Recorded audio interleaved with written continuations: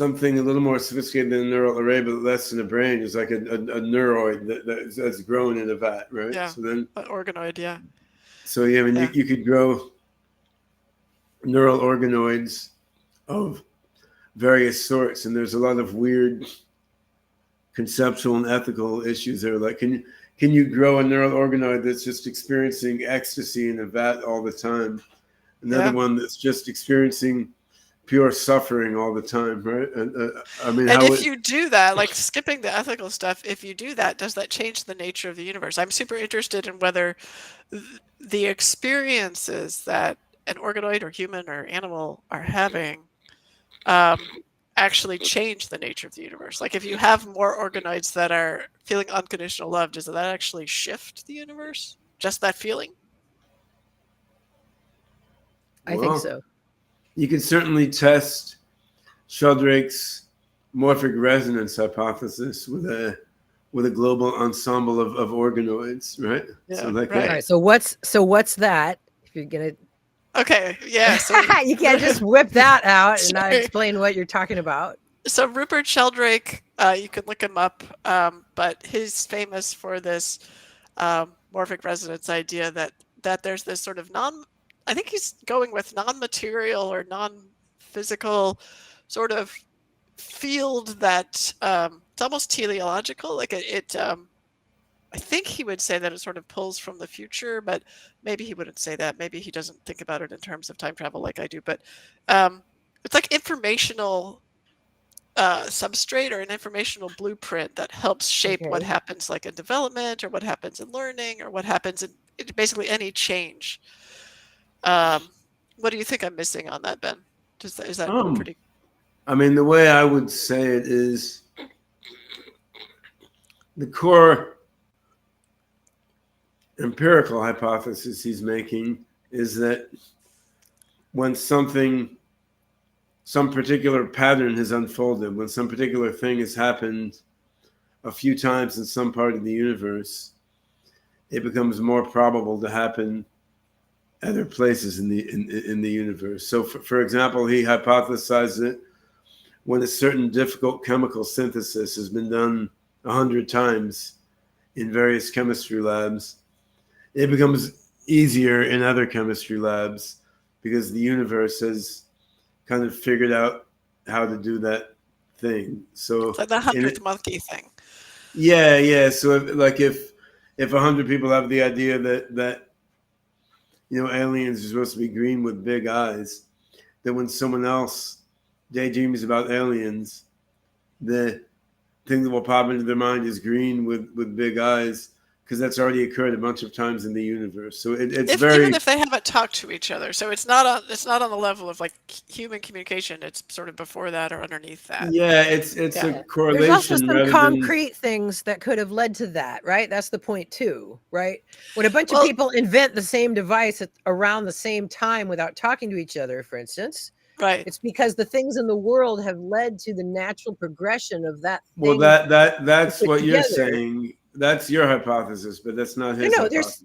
That's a critique of the morphic resonance hypothesis. Wait a minute, I'm not critiquing. I'm not saying. No, I'm not saying that it's bad to critique it. Both things can be true, is what I'm saying. It can be part natural progression and then part absolute connection. And as someone who has done a lot of things with just trying to get people to think about stuff at a time to do a thing that was impossible that ended up being done, I believe in it personally. But if you've never seen it happen, and it's not worth trying to convince people, but I think both things could be true, so it's okay to just progress both ideas. Oh, absolutely. And just so you know that is a critique the legitimate critique people have on the morphic resonance hypothesis. And I know that you're not using it that way. And it's important to understand the critiques, because if you're going to test a hypothesis like that, you need to have no other way that information could come from a source and sort of evolve through time to produce the event that you're looking at, right? And so that's how you're going to rule that out. And so when Ben said that you could use organoids to test the morphic resonance hypothesis, he's thinking about ways to reduce sort of prior causes that could cause a particular effect, right, Ben? I think that's why you're thinking. Yeah, because I mean, the morphic resonance hypothesis, in the sense that Rupert Sheldrake meant it, is it's a spooky psychic power-ish sort of thing, which requires some a-causal connecting principle, as Jung referred to it in the context of his book Synchronicity, right?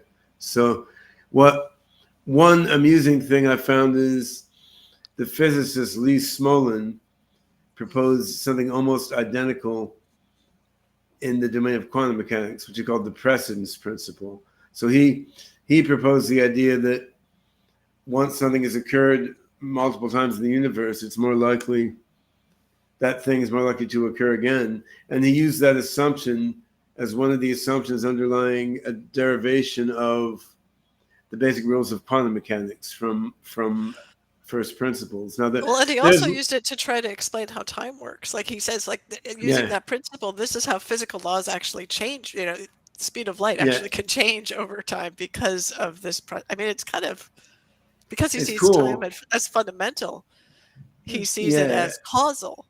Yeah. I mean, there's literally hundreds of ways to derive quantum mechanics from basic axioms. So the fact that you can derive quantum mechanics from that doesn't tell you that much. But Smolin seems not too happy that his idea is the same as Sheldrake's morphic resonance, because he's coming from a serious physics perspective, whereas Rupert is sort of positioning himself as fringe science. On the other hand, well, I think he's been positioned that way because of the culture. Any physicist who talks about that stuff is positioned. Any non-physicist who talks about that stuff is positioned that way. Any physicist who talks about string theory and all this like radical, multidimensional stuff is positioned as like super cool. I mean, we have this bias, right? Yeah, but the scientists can talk about far out shit, and it's just like, oh yeah, they're the scientists, so we can't understand it, but they know what they're talking about. He is a scientist. He just comes from a biology background, right? Right. There's a ladder of status that people just kind of either consciously or unconsciously. Yeah, biologists are way down, and the physicists and mathematicians are battling over who's at the top. Basically. I think it shifts. It definitely shifts too, depending on the current. You know what it shifts? Actually, like what it AI shifts depending on programmers are getting all this credit. Yeah, but us mathematicians have always been at the top. I mean, it shifts. The empirical results show that it shifts according to how many women get faculty positions in the field. If you have more women, if you have more women with faculty positions in the field, it's bad for the neighborhood. It drops the status of the field. Yeah, it's depressing, but that is. Well, let's hope to be dropping a lot of status then in the near future. Let's hope. Well, all of us humans will be dropping status dramatically in all the fields. Exactly, because those numbers are only going up. Right? So, that's right. I'm having this experience of seeing all these questions come by, and I feel like we should be addressing them. But well, wait a minute. So I address them. We can. I'm ready. Awkward. No, let me finish clarifying. Well, just a second. We're going to let Ben finish. We have a question from Desi, and then I have some questions from the audience already picked out. I see a lot of them. Yeah. Okay. Let's finish the organoid thing. So, Ben, so go ahead, do your thing. And then Desi's going to do her question. Go ahead, Ben.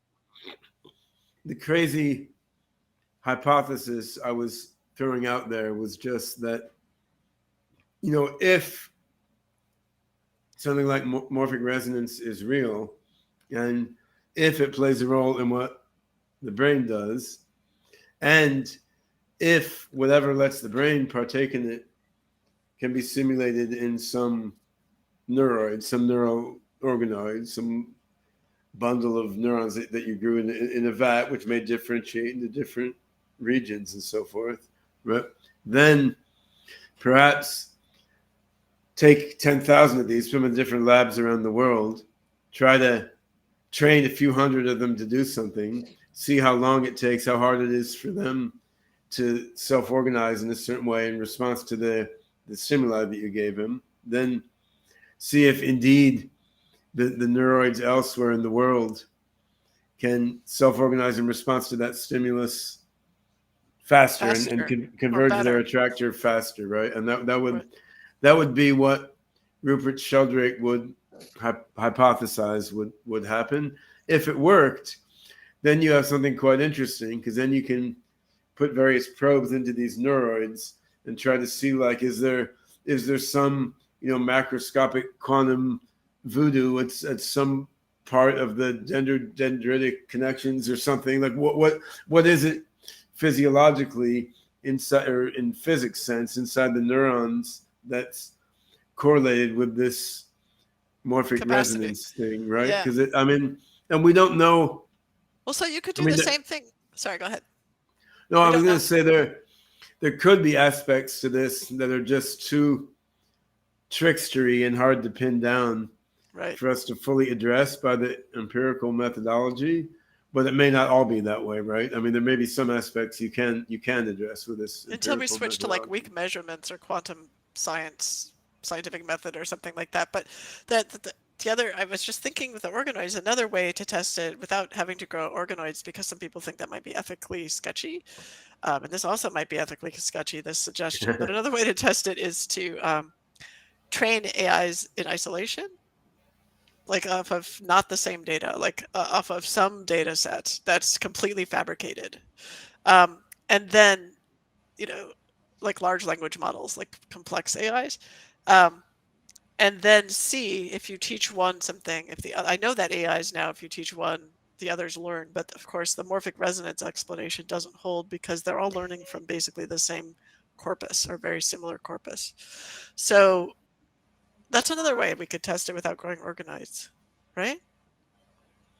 Yeah, I mean, you could. There are different experiments, and I mean, we don't know at what level morphic resonance really plays a role in the human system, if at all. So there's a lot of interesting experiments.